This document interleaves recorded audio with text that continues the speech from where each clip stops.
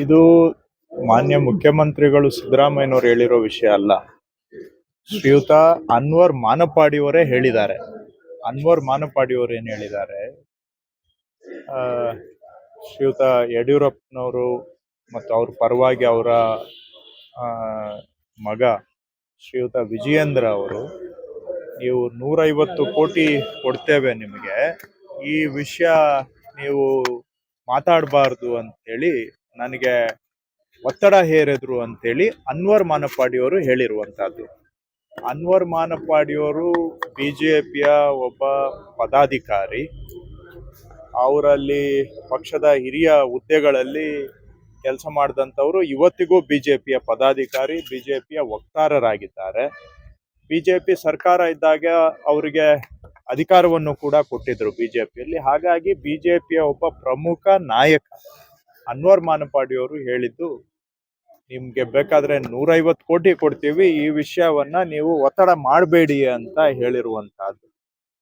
ಈಗ ದಿನ ಬೆಳಿಗ್ಗೆ ಇದ್ರೆ ಸುಳ್ಳು ಆರೋಪಗಳಿಗೆಲ್ಲ ನೋಟಿಸ್ ಕೊಡ್ತಾ ಇರುವಂತಹ ಸಂದರ್ಭದಲ್ಲಿ ಬಿಜೆಪಿಯವರೇ ಒಬ್ರು ಆರೋಪ ಮಾಡಿರೋವಾಗ ಇದೇ ಆರೋಪವನ್ನ ಬಹುಶಃ ಬಸವನಗೌಡ ಯತ್ನಾಳ್ ಅವರು ಸಹ ಪರೋಕ್ಷವಾಗಿ ಬೇರೆ ಬೇರೆ ಸಂದರ್ಭಗಳಲ್ಲಿ ಹೇಳಿದ್ದಾರೆ. ಸೊ ಇಷ್ಟೆಲ್ಲ ಆರೋಪಗಳಿರೋವಾಗ ಸಿಬಿಐನವರು, ಇಡಿ ಅವರು ಏನ್ ಮಾಡ್ತಾ ಇದ್ದಾರೆ?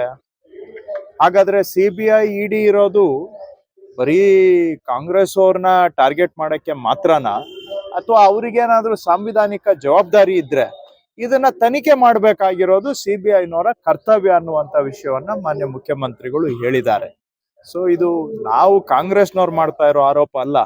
ಏನ್ ಅನ್ವರ್ ಮಾನಪಾಡಿಯವರು ಹೇಳಿದ್ದಾರೆ, ಬಿಜೆಪಿಯ ನಾಯಕರು ಹೇಳಿದ್ದಾರೆ, ಅದನ್ನ ನಾವು ಪ್ರಶ್ನೆ ಮಾಡಿದೀವಿ ಅಷ್ಟೇ. ಹಾಗಾಗಿ ಇದು ತನಿಖೆ ಆಗ್ಬೇಕು, ಸತ್ಯಾಸತ್ಯತೆ ಏನು ಅನ್ನೋದು ಜನಕ್ಕೆ ಗೊತ್ತಾಗ್ಬೇಕು. ಬಿಜೆಪಿಯ ಸದಸ್ಯರೇ ಆರೋಪ ಮಾಡ್ತಾ ಇದ್ದಾರೆ ಅಂದ್ರೆ ಅಲ್ಲಿಗೆ ಅದರಲ್ಲಿ ಸತ್ಯ ಇಲ್ಲ ಅಲ್ವಾ? ಬಿಜೆಪಿಯವರೇ ಬಿಜೆಪಿಯವ್ರ ಮೇಲೆ ಸತ್ಯ ಇಲ್ಲದೆ ಆರೋಪ ಮಾಡ್ತಾರೆ. ಹಾಗಾದ್ರೆ ಇವೆಲ್ಲ ಪ್ರಶ್ನೆಗಳು ಉದ್ಭವಿಸ್ತವೆ. ಇದಕ್ಕೆ ಉತ್ತರ ಸಿಗ್ಬೇಕಾದ್ರೆ ಒಂದು ತನಿಖೆ ಆಗಬೇಕು ಅನ್ನೋದು ನಮ್ಮ ಎಲ್ಲರ ಆಗ್ರಹ. ಮಾಡ್ಲಿ ಬಿಡಿ, ತನಿಖೆ ಆಗ್ಲಿ. ಇವತ್ತು ಸಿಬಿಐ ತನಿಖೆ ಆಗ್ಲಿ, ಬೇರೆ ತನಿಖೆ ಆಗ್ಲಿ, ಸತ್ಯ ಏನು ಅನ್ನೋದು ಹೊರಗೆ ಬರ್ಬೇಕು. ಬಿಜೆಪಿಯವರು ದಿನ ಬೆಳಿಗ್ಗೆ ಆದ್ರೆ ಸಿಬಿಐ ತನಿಖೆ ಅಂತಾರಲ್ಲ, ಇದ್ರಲ್ಲೂ ತನಿಖೆ ಮಾಡಿಸ್ಲಿ. ಇದೊಂದೇ ಅಲ್ಲ, ಈಗ ಅದಾನಿ ಅವರು 2,500 ಕೋಟಿ ಲಂಚ ಕೊಟ್ಟಿದ್ದಾರೆ ಅಂತ FIR ಆಗಿದೆ ಅಮೆರಿಕಾದಲ್ಲಿ ಅವ್ರ ಮೇಲೆ. ಆದ್ರೆ ಇವತ್ತಿಗೂ ಇಡಿನವರು 2,500 ಕೋಟಿ ಲಂಚ ಕೊಟ್ಟಿರೋದು FIR ಆಗಿದ್ರು ಹೊರ ದೇಶದಲ್ಲಿ, ನಮ್ ದೇಶದಲ್ಲಿ ಏನೂ ಆಗಿಲ್ಲ ಅನ್ನೋ ತರ ನಾಟಕ ಮಾಡ್ತಾ ಇದಾರಲ್ಲ. ಅದು ಅಂತವೆಲ್ಲ ಯಾಕೆ ತನಿಖೆ ಆಗ್ಬಾರ್ದು? ಏನು ಕಾಂಗ್ರೆಸ್ ಅವ್ರಿಗೆ ಮಾತ್ರ ನೋಟಿಸು, ಕಾಂಗ್ರೆಸ್ ಅವ್ರ ಮೇಲೆ ಮಾತ್ರ ಕೇಸ ಸಿಬಿಐಗೆ, ಇಡಿನವ್ರಿಗೆ? ಇವ್ಯಾವು ಅವ್ರ ಕಣ್ಣಿಗೆ ಕಾಣೋದಿಲ್ವಾ? ಇದನ್ನೆಲ್ಲ ಯಾಕೆ ಅವ್ರು ತನಿಖೆ ಮಾಡ್ತಾ ಇಲ್ಲ? ಹೆಣದಲ್ಲಿ ಹಣ ಮಾಡಿದ್ದು ಮರ್ತು ಬಿಡ್ಬೇಕಾಗಾದ್ರೆ? ಇಡೀ ರಾಜ್ಯ ಮಾತಾಡಿತ್ತು. ಹಣ ಮಾಡೋದಕ್ಕೂ ಒಂದು ಇತಿಮಿತಿ ಇರಬೇಕು. ಕೋವಿಡ್ ನಿಂದ ಹೆಣಗಳು ಬೀಳ್ತಾ ಇದ್ದಾಗ ಅದರಲ್ಲೂ ಹಣ ಮಾಡಿದ್ದಾರೆ. ಕಳಪೆ ಸಾಮಗ್ರಿಗಳು ಮತ್ತೆ ಟೆಸ್ಟಿಂಗ್ ಅಂತೇಳಿ ಒಂದಕ್ಕೆ ಡಬಲ್ ಚಾರ್ಜ್ ಮಾಡೋದು, ಒಂದಕ್ಕೆ 3ರಷ್ಟು ದುಬಾರಿ ರೇಟ್ ಕೊಟ್ಟು ಖರೀದಿ ಮಾಡಿ ಅದರಲ್ಲಿ ಭ್ರಷ್ಟಾಚಾರ. ಅಷ್ಟು ಜನ ಸಾವು ನೋವು ಅನುಭವಿಸ್ತಾ ಇದ್ದಾಗ ಸಾವುಗಳಲ್ಲೂ ಕೂಡ ಹಣ ಮಾಡುವಂತ ಈ ಸಂಸ್ಕೃತಿಯನ್ನ ಬಿಟ್ಬಿಡ್ಬೇಕಾಗಾದ್ರೆ? ಕೋವಿಡ್ ನಲ್ಲಿ 100 ಕೋಟಿ ನುಂಗಿದ್ದಾರೆ ಅಂತ ಈಗ ಒಬ್ಬ ಜಡ್ಜ್ ತನಿಖೆ ಮಾಡಿರುವ ವರದಿಯಲ್ಲಿ ಗೊತ್ತಾಗಿದೆ. ಕೋವಿಡ್ ಅಂತಹ ಭಯಾನಕ, ಈ ಶತಮಾನದಲ್ಲಿ ಕಂಡು ಅರಿಯದಂತಹ ಒಂದು ಇಡೀ ಸಮಾಜವನ್ನೇ ಮುಳುಗಿಸುವಂತಹ ಮಾರಕ ಕಾಯಿಲೆ ನಮ್ಮ ದೇಶವನ್ನ, ಪ್ರಪಂಚವನ್ನ ಬುಡಮೇಲ್ ಮಾಡ್ತಾ ಇದ್ದಾಗ ಆವತ್ತಿನ ಸರ್ಕಾರ ಅದ್ರಲ್ಲೂ ಕೂಡ ದುಡ್ಡು ಮಾಡಕ್ಕೆ ನಿಂತಿದ್ರಲ್ಲ. ಇದು ಯಾವ ಮಾನವೀಯ ಧರ್ಮನ?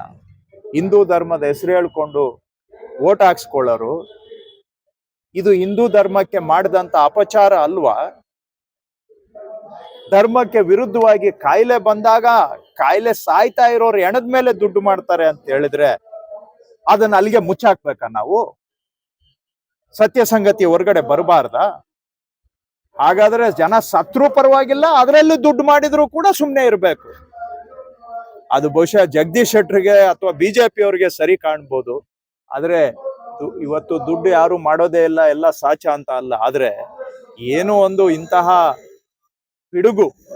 ಇಡೀ ಪ್ರಪಂಚವನ್ನ ಅಲ್ಲೋಲ ಕಲ್ಲೋಲ ಮಾಡಿದ್ದಂತಹ ಒಂದು ಕಾಯಿಲೆ ಬಂದಾಗ್ಲೂ ನಿಮ್ಗೆ ಕನಿಷ್ಠ ಮಾನವೀಯತೆ ಇಲ್ಲದೆ ಅದರಲ್ಲೂ ಕೂಡ ದುಡ್ಡು ಮಾಡ್ತಾರೆ ಅಂದ್ರೆ ಇವರು ಮನುಷ್ಯರ ರಾಕ್ಷಸರ ಇವರು.